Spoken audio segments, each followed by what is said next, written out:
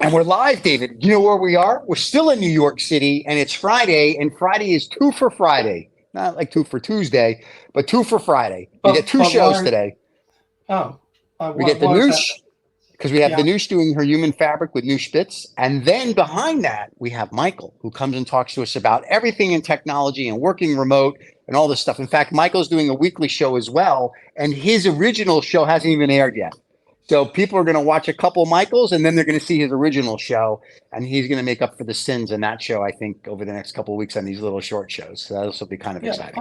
Okay. Well, I did a little bit of playing around with the old knobs and pulling levers and I ringing played with some bells. knobs the other day too. It was wonderful. And yeah, so it's now officially called the remote show because Ooh. I don't know if that means his mental state or the way that he likes Ah, to work, but no okay. doubt he'll advise us as whether or not he's feeling remote or working remote.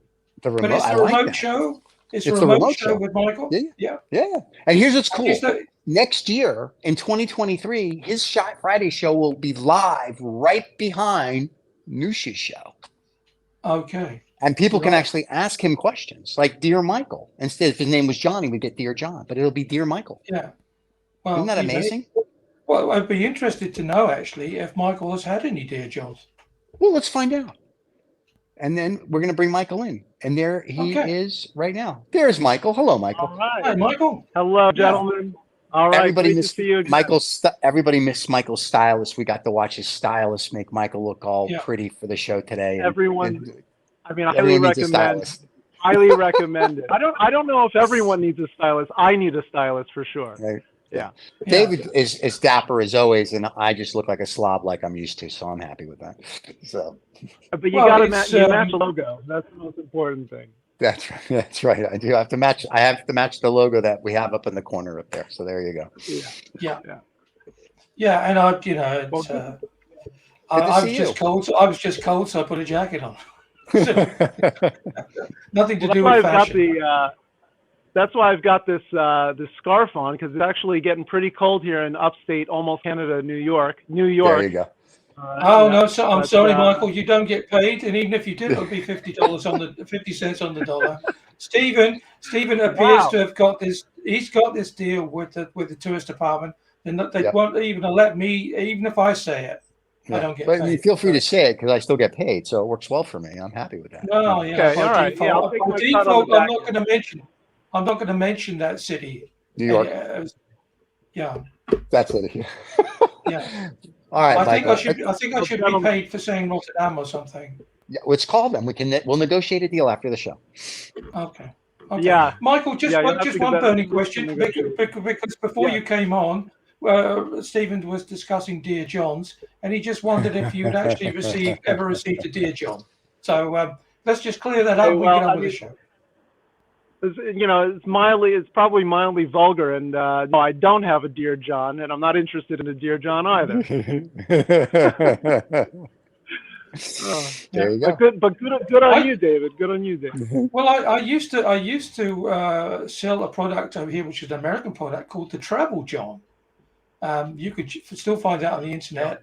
Used a lot by pilots and by people who, when you got to Oh go, you got no. to go. And it's a wonderful thing that has this bag full of dried corals. And when, of course, you add liquid to them, it goes solid. Check it on the internet. It's called Dear John. They can pay me for advertising it as well for I nothing. was gonna say, did you just get paid for that? Yeah. No, no.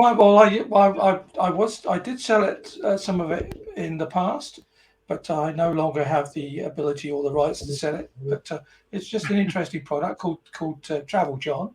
And I will tell you a funny story. The other day, Oh I was no, actually not no, no, is and then we'll is go into is Michael's this thing. is this? Don't worry about us, Michael. We'll get to you in a Yeah, minute, you'll mate. get to you. So on the Dear John thing, I actually saw the other day. I was looking at something, and someone then showed me something on Instagram. There's a lady in I was either China or Japan that's selling this product now. Dear John, I don't know what they're calling it over there, but there's the same thing. You pee in it while you're driving or flying or Yeah, whatever, and it goes into the bag, and you don't have to stop doing what you're doing. that's right. That's So right. I thought that was pretty cool. Used a lot by pilots. Honestly, Oh, wow. and truck drivers and people. So yeah. I mean, Yes. very useful. If you can find it on, I mean, I don't want to support Amazon, but if you can find it on Amazon, it probably gets there faster. So, Yeah. Yeah. Yeah. Next week, that's going to all be a right. sponsor. Look below. Yeah. Well, Well, gentlemen, I I mean, mean, I have to take, go ahead, David. no, I was just going to say, I mean, the ultimate delivery service would be by a drone while you're traveling. So it will just sort of you open your window and it gets kind of don't worry. It's just another The idea in future action. is here. The future is Future's here. here. Yeah, Yeah. the future is peeing into a travel job. That is true. The There you go. future is today. There you go. So tell us Right. about the No, future, Michael. Gentlemen, the yes, I'll tell you future about the is future. remote working. That's what There you go. Michael's going to That's tell us. right. Tell us about Or the at least future. the future is remote work for at least 1 out of 3 workers in the United States or more. But 1 out of 3 is pretty good. It's not for everyone, we know that. But I Right. wanted to start with a little bit of a reset because last time, I mean, there were a few things that threw me off. All right, last time we interviewed last week. First of all, I was super nervous because I didn't have my set of notes with me, and that's a problem because I thought I could just, extemporaneously come up with it, and I didn't really cover all the points that I wanted to cover. So that was strike one. But then strike two is this StreamYard this technology you're using. I'm used to using Zoom. I can see my audience when I'm talking, so I didn't see you guys. I saw myself talking to myself. So that was a mind trip that I had to get over, and so that threw me off too. So I was off a little bit last week. So I need to reintroduce this Bendicoot idea. I need to reintroduce the remote show. On the remote show, I'm going to reintroduce Bendicoot. Please. You have your notes today? I do have my notes on my Remarkable, which is a fantastic device that I also have recommended many people. I don't get paid by them at all, but many people have bought a Remarkable because of me. They're great. They're great. It's like the All right. What is it? What is a digital paper tell I've us? been looking for. Tell us what a Is that- remarkable is, so we know. It does your hair for you, Stephen, I think. Digital paper. Okay. Well, it's digital paper that I've been looking for 20 years. I mean, I've tried Okay. every note-taking device, iPads, digital paper that has special pen, and this Okay. thing actually feels like you're writing on paper, and it's digital, and it puts all your notes in the cloud, puts it on your other devices. It's amazing, and it feels great. It's a fun device, and it keeps all my notes. I don't have to carry notebooks. That's great. Can you show us So- the so- remarkable one more time? Yeah, because Yes. Michael, is it okay? Oh, So wow. the, And how are much? you And using- how much is the remarkable? The Remarkable, I think, is $300. $300. And it's So just very- like writing on a piece of paper. Just like writing on a piece of paper. Yes, And you then- have to charge it once every week or so, but Yeah. besides that, it's like paper. Well, after I write on it, how much storage does it have, or what do I do with my notes? I've had this thing for 2 years, Yeah. and only halfway through its storage. Oh, wow. And you can always offload it. You can always offload it so you have more Okay. storage on the device. You never really run out, as long as you can load it So on your computer. where'd you So offload it? Oh, can you put it straight into a Word document then, or something? you put it in mostly into a PDF, but they do handwriting recognition too, which I don't use too much because my handwriting is not handwriting recognition friendly. Okay. So I can read it. And I upload it and I download it using PDF. Well, I will tell Okay, you, I'm and- on their site right now, and you can save up to $50 on the Remarkable 2. And I'm looking at it, and I'm telling you, Remarkable 2 Is it- plus. is it Oh, you got referring to to- stop. Wait. Here you go. Remarkable 2 is $299. The Marker Plus, which I'm assuming is the pen, is $129, and the Book Folio is $169. So it's $547 all in. Yeah. Now the that's thing in is, US dollars, of course. you can, as much as I love the Remarkable, the pen and the case was great too. Then this is part of remote. This is relevant to remote work because this makes it Right. possible for me to do my remote note taking. But a German company called Lamy, Lamy, makes an amazing pen for the Remarkable. It's for Wacom tablets as well, but they Okay. make a pen, a digital pen, and it's great, and it's half the price of the Remarkable pen. So I have both, Well, and I prefer the German one. the Lamy. I'm going to the Mark- Lamy right now. So Michael, I'm on can their you just site too. Michael, can you just expand upon that? Why it's so useful for you as a remote worker? Yeah, because when you're taking notes, so of course you can take notes. I have 2 screens at home, and I can take notes on the screen, but sometimes you want to be in the flow of the conversation, and by writing by hand, it's much more effective. Sometimes it's more effective to write by hand when you're on camera, because you're not distracting your eyes. You're still able to connect and still able to take notes on the side. I find it to be a more effective way sometimes to take notes than typing it while I'm on a Zoom call. All right, now, Michael, which pen do you have by Lamy? Because they have pens that go from $60 to $160. So which one do you have? Yeah, so this one is I think it was $70. I think it was a $70 or $60 pen. It was in that range. Here it is. It's called the Lamy Safari Twin Pen EMR. That's there right. You go for $70. Just like to interject here for those people who are interested in remote working and are not US based. Some of these prices may be different. Some of these products may not be available outside of the US. And I'm going to put the links to the Lamy pen as well as the Remarkable in the thing below. And I'm going to be buying these right after the show. So, because I like this, because I write on a yellow pad and a pen. Yeah. But to do that, I think that would be awesome. You know, there are times when I do have my paper notepad for the few times that I want to really do paper. There is time for that. Right. But most of the time, it's digital paper. You can carry a million notebooks all in one little pad. Yeah, I like that, and it's easy to use. All right, it's easy and very easy to use. Very easy to use. Good. Yeah, it's a lot simpler. There are other ones out there, but this is the full interface, very very sleek. Nice. So can I just also like to interject by saying, just before you go a little bit further, that we are not sponsored by any of these companies, nor do we represent them in any way. That is true as well. So the user experience is entirely up to the purchaser of the product. That is true. True. That's true. Totally unsponsored, unfiltered opinions on these devices. Yeah. Oh, I got to buy one now. And I'm not even based in the US. I know, right? No. Yeah. You might still be able to get one. So anyway, what I wanted to tell you guys was actually, how did we come up, and this was John and I who came up with this name, Bendicoot. Right. Where did this name Bendicoot come from? So I don't know if you guys know this game called Crash Bandicoot. Yeah, you told us last week. It's a famous game. Yeah, it's been around. It's been around for 20 years, right? Right. But the thing with this game is, it's not like games where you just have to, kill the guys and move on and get the flag. This is about solving a mission, saying certain puzzles, figuring out puzzles. It's like a multi-dimensional mission. So I know I was telling you guys that it was kind of like finding in the woods here, up in upstate New York, finding the amazing and uncovering the amazing opportunities for people up here who are all this hidden talent. That's really the phrase. So it's almost like for them, they're navigating the world of remote work in a way that's multi-dimensional. It's like being on a mission, and it's kind of like a fun game. It can be a fun game to get one of these remote tech jobs. And so that's why we picked Crash Bandicoot, called Bendicoot, because you're bending your life into this new dimension of life, remote work. And also you can work from wherever. So bend your life around the world. Very cool. Bend your life around the world. So that's the slogan. And like I was telling you last time, it's a coaching program for specializing in remote tech work. Because you guys know, as I mentioned some of the stats last week, 1 out of 10, myself included, were remote workers before the pandemic. During the pandemic, at least in professional jobs, it was maybe 40%, and now it's 20% of workers in America are remote workers.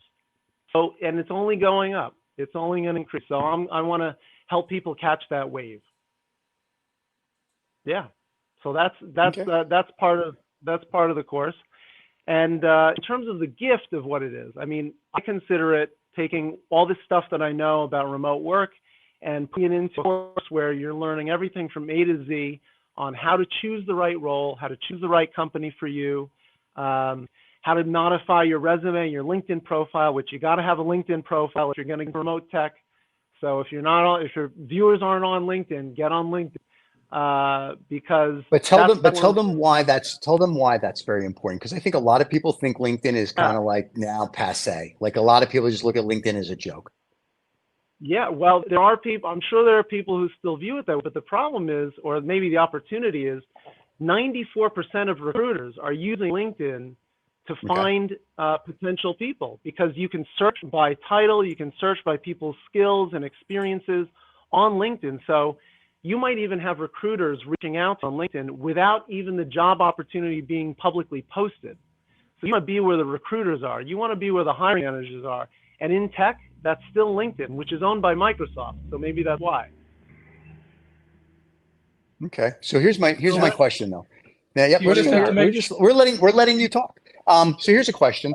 You have older workers, like say people that are 45 and older, and what I Yeah. hear from them is LinkedIn sucks because the recruiters are all 14 years old. They don't know what to do with someone who actually has skills, talent, a background. Like I have friends of mine who would love to work. They don't need to, but they would love to because they're like, what am I going to do all day? Play golf? And I say the same thing. Like, we're not old enough to die and we're not old enough to retire. So we have to go do, family office stuff and whatever, but they all like helping, right? So you go to LinkedIn and you'll talk to a recruiter and like, oh, or you have too much. And it's just sort of like, and one of my buddies said they told him to dumb down his resume. And he goes, lady, if I dumb it down, I might as well just put I have a high school education. So the problem, and I think, listen, LinkedIn is a wonderful thing, I guess, but my question is, how does that work then? I mean, like the 14-year-olds, and whether they're 14 or 114, recruiters are lazy now. They don't want to read anything. They don't like look at CVs. They want a 2-page resume. Like nobody wants to read anything. So how does somebody that actually has experience then get a gig with these 14-year-olds who don't want to read because it's like it takes too much time out of their precious day of nothing. It's not the old school where you would interview and talk to I'd have to people. disagree with you. I'd have to All right. disagree with you on several points, Stephen, because I worked Please. for an international recruiter for about 5 years. Yeah. And the problem is not so much the recruiters, the problem is the client. The client wants somebody who's 25 years old Gotcha. with 20 years experience.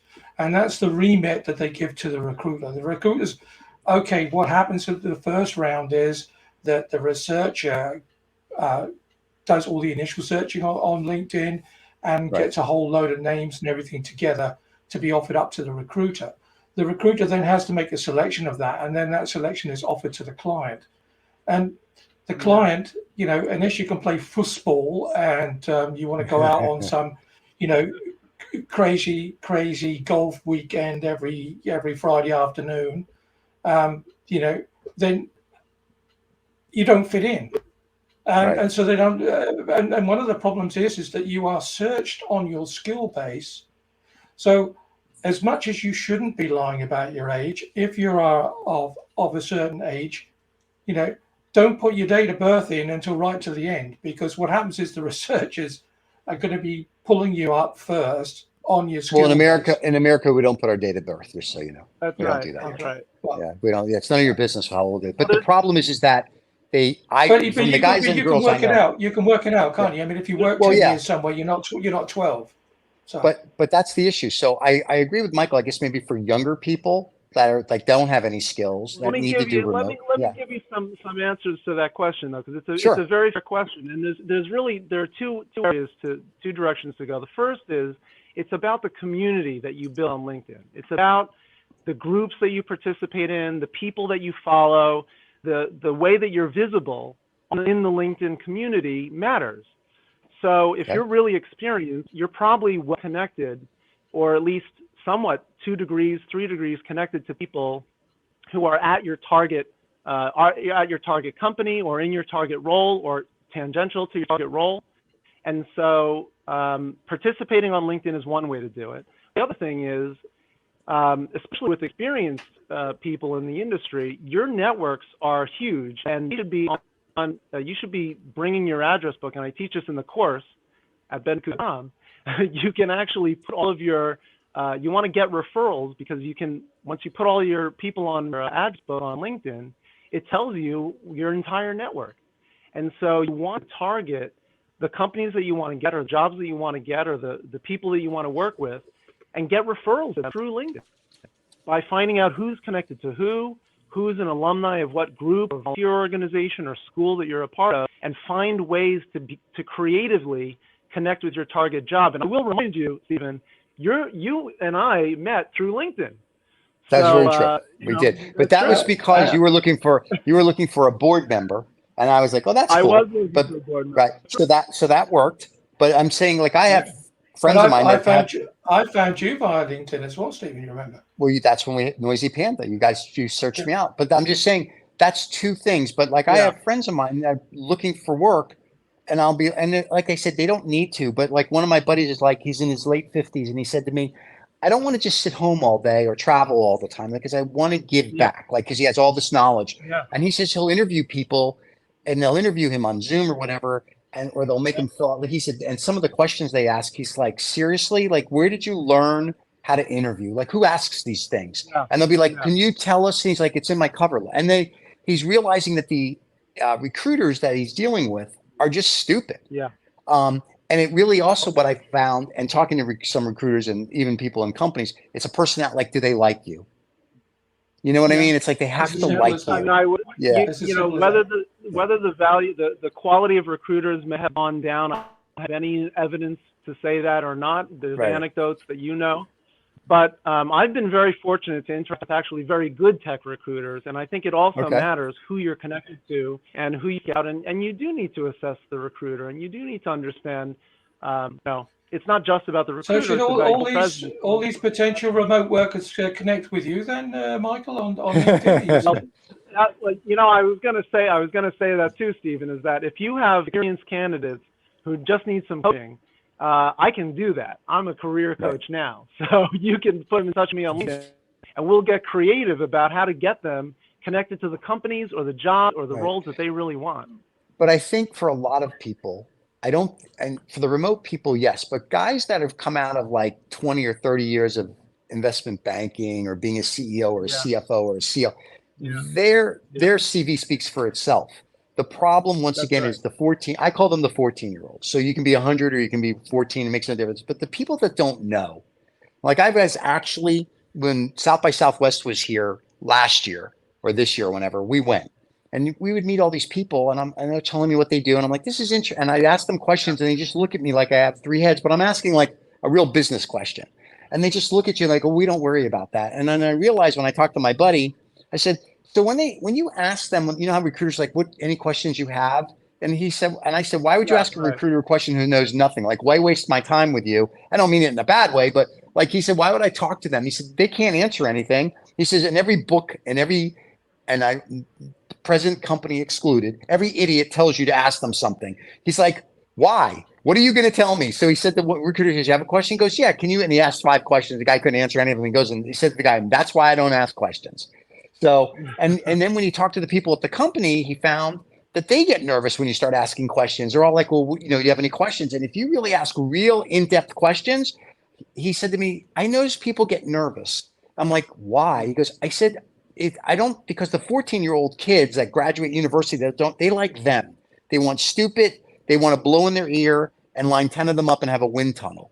So I think for your remote work, hopefully the company and the people will learn, which is excellent. But I think it's going to depend on the company and whatever. But if they want a specific company like Microsoft, I'm assuming they're smarter than a lot of these other companies or Oracle or whatnot. We hope, right? So I think you're teaching them how to get through all these barriers. But I think Yeah. also for the Creatively. guys that and the girls and the guys that I know that are, we'll say like 45 and older, that are probably smarter than the people they'd have to work for. I find that that's also Sure. an issue because they get nervous, like this person can take my job, and they're not care. They don't want your job. They've had your job. They just want to do something to, like, you know, be in the workplace. So I think in Well, and remote this is work, kind of maybe an it's less this threatening. is maybe an I think this is what you're really getting at, maybe an intergenerational communication problem. I mean, there's a Maybe. lot of things to diagnose what the issue is, but I still have a lot of hope that if somebody is so experienced that they've been in business for 30 years in these big titles, their networks are vast, and using their networks in a creative way can get them some role through either getting on the phone with somebody they know through LinkedIn, or having somebody refer them through someone that they know on LinkedIn, a second degree connection. Mm-hmm. They can actually make a connection with somebody who might have the position that they want, and they can even bypass a recruiter if they're having such problems with recruiters. I mean, you can get referrals into the company through your second or third degree connections or volunteer opportunities or your school. there are ways to get around the recruiters. Yeah. The one thing I always suffered from was Hemorrhoids? I would always, apart from those, I would always be told, "Oh, you have too much experience." Yeah. And I once told a recruiter, I said, "Well, it's really strange you should say that, because this morning I was in the supermarket, and then the lady, the checkout lady, said, "Well, that's $30 for your shopping."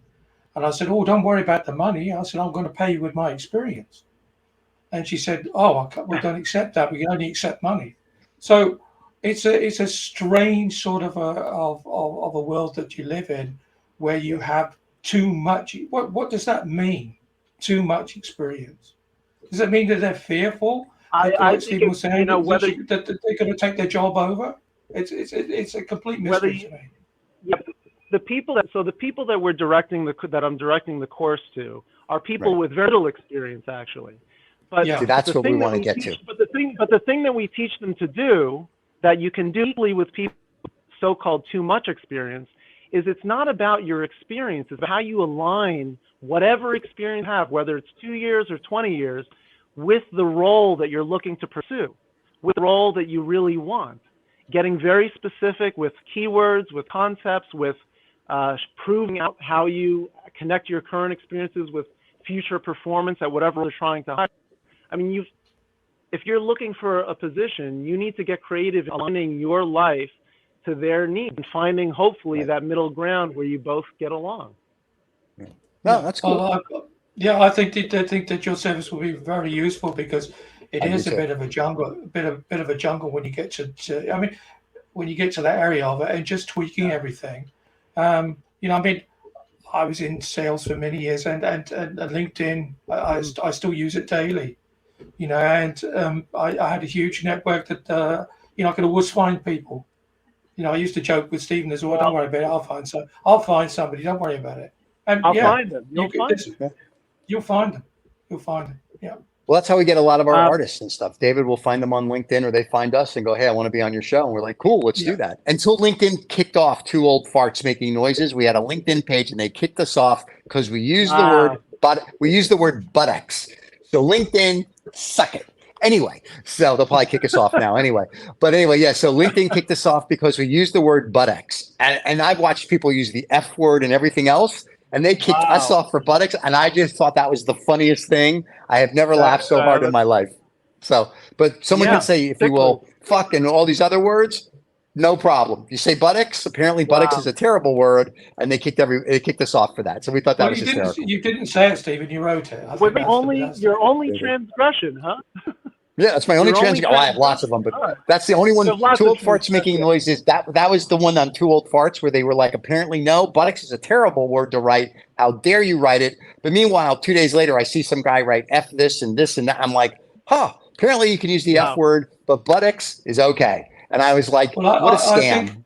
I think buttocks, along with the fact that the account was called Two Old Farts Making Noises, was just like, that was just a bridge too far for Microsoft. For LinkedIn, I think.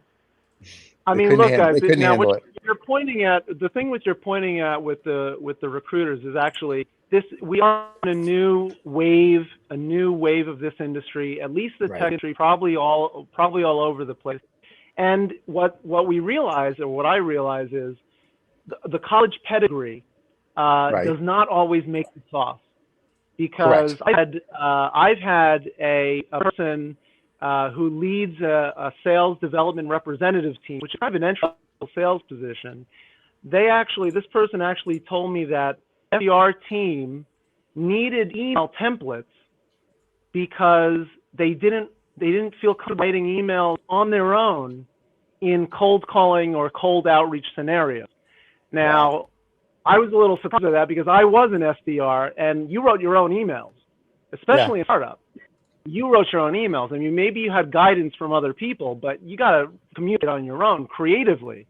So maybe there is a wave of, maybe not the quality that we're looking for, but I still have a lot of optimism because, especially where we are in New York, I do see a lot of surprising talent of people who don't think of themselves as tech workers, who could be in a non-technical role.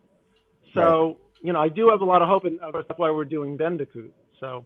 Well, and I think Bendicoot Yeah. is going to be good because I think it's non-threatening, if you will. It's a nice way for people to learn and do. I think the problem is, and we'll always listen every Friday. Unfortunately for you with two old farts, we have opinions, but I like what you're doing. I think for the problem is I that don't you have to have have opinions.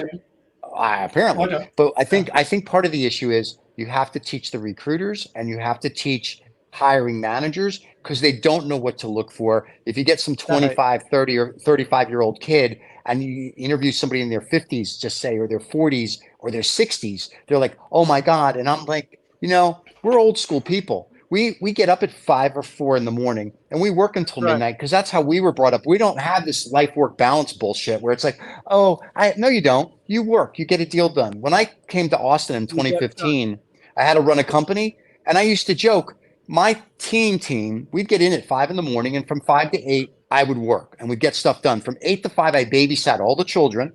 And again, from 5 at night till 8 at night, we would work because they're all like, oh, I'm going to stroll in at 10. And I found my best workers in finance, especially, was the guys on Friday. I'd be like, don't come in. I get so much more out of them, like 2 weeks worth of work because they didn't have to put up with the children.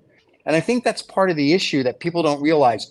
I've been doing remote work since the 80s for what I've been doing. And I like it. I like my freedom because I can get stuff done I don't have to wait. It's like done, do what I want to do, have a fun, good.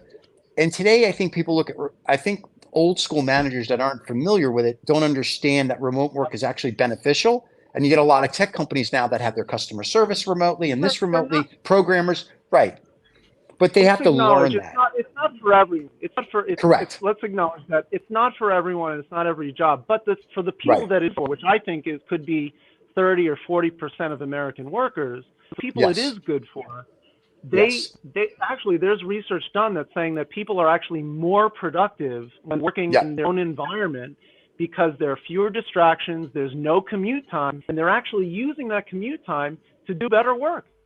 So and again, I try to make generalizations generationally because you can find exceptions to all the rules. But, this is a new age that I told you last time.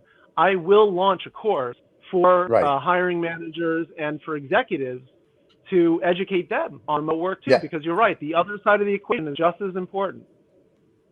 And they have to understand, my finance team one guy it would be living like Round Rock or Georgetown, which is like, even with no traffic, was 40 minutes, but with traffic, because Austin's traffic sucks, like they have no infrastructure or indoor plumbing until last week, it was like, it took him an hour and then to go home would take forever. So he'd say to me, do I have to come in on Friday? I go, if you get all your work done, I don't care. And what I would notice is he'd get online at 6, he'd work till about 10.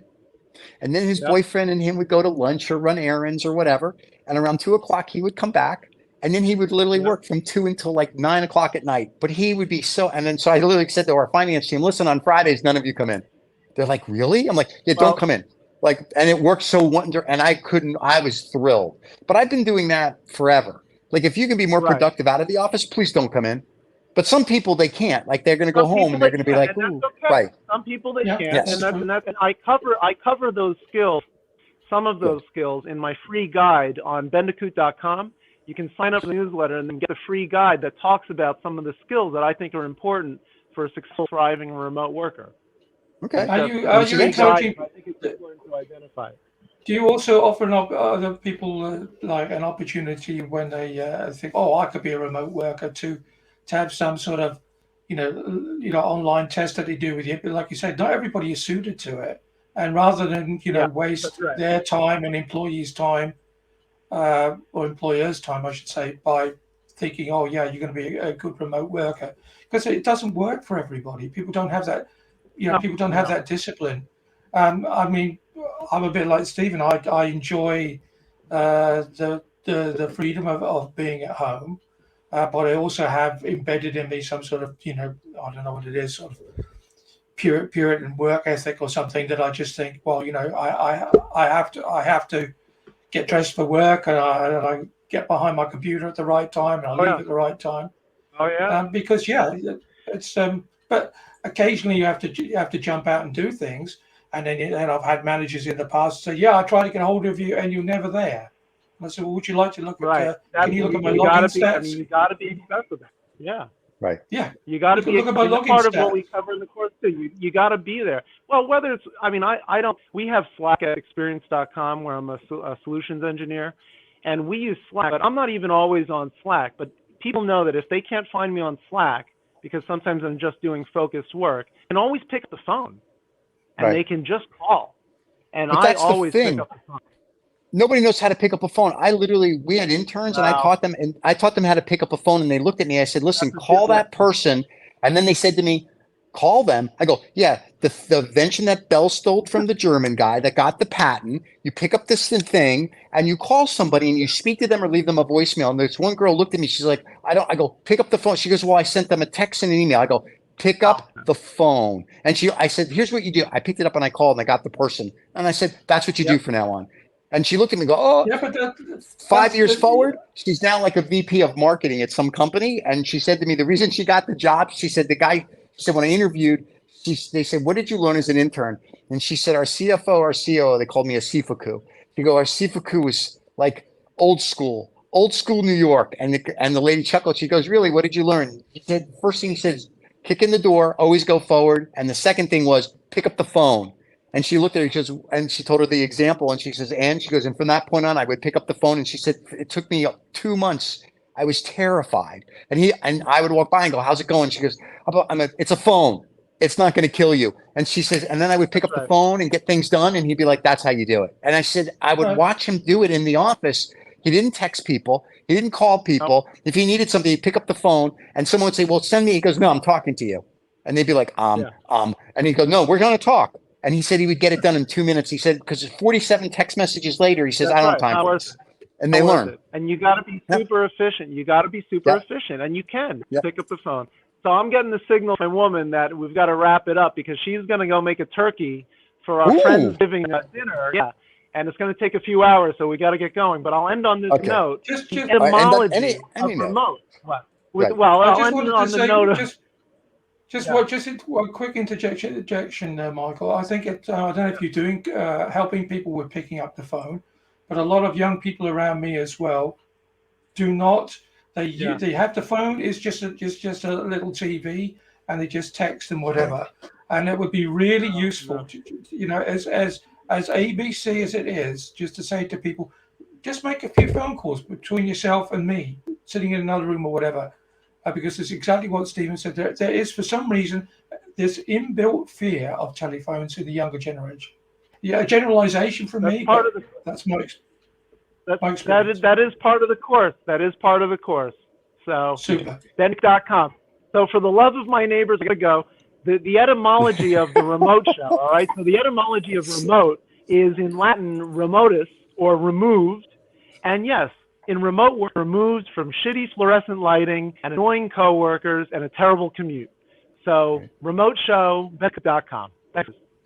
Wait, and before you go, starting next year, season 2 of Two Old Farts, you're going to be live right after the noosh. We're going to be live. Thank you, There you gentlemen. go. Michael, we'll see you next week. Thank you, Michael. We look forward to hearing some more about remote working and technology. Cheers. Thank you. Bye-bye.